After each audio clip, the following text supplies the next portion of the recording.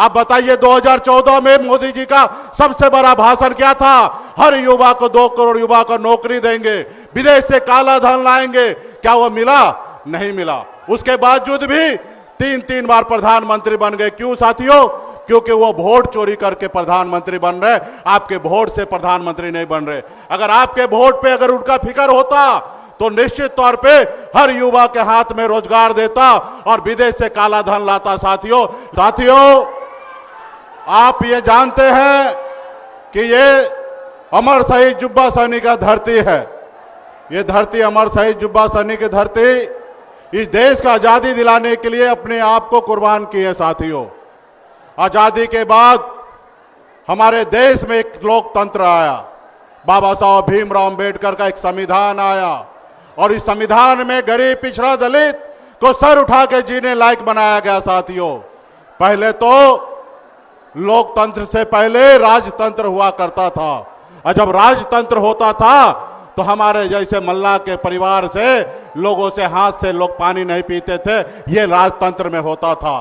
आज हम जहां पे भी हैं, जैसे भी हैं, वो लोकतंत्र के वजह से है। और अगर मल्ला का बेटा अगर बिहार में अगर मंत्री बना तो ये लोकतंत्र का देन है। साथियों, आज यही लोकतंत्र खतरे में पड़ा है।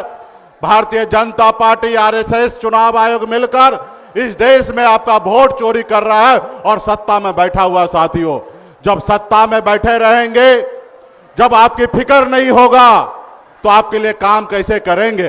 बाबा साहब ने नेता के लिए जो है सिर्फ टॉक टाइम जो है ना, सिर्फ 5 साल के लिए बनाया गया।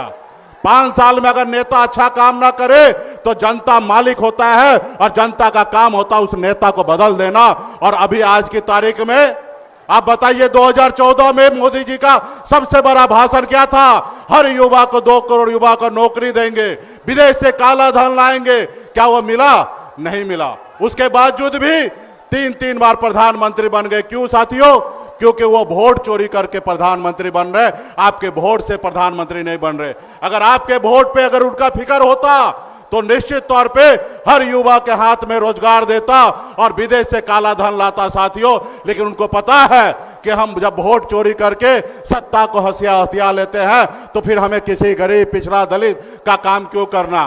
तो इसलिए साथियों, आज हमारे आदरणीय राहुल गांधी जी, हमारे तेजस्वी प्रसाद यादव जी और हमारे स्टालिन साहब आए हैं आपके वोटर अधिकार यात्रा में। और निश्चित तौर पे हम लोग मजबूती से आने वाला समय में हर एक बिहार के नागरिक का वोट का रक्षा करने के लिए हम लोग मजबूती से है। सिर्फ आप लोगों का साथ देने की आवश्यकता है। यहाँ पे जुटे जितने भी हमारे महागठबंधन नेतागण, कार्यकर्तागण, सभी को बहुत बहुत धन्यवाद।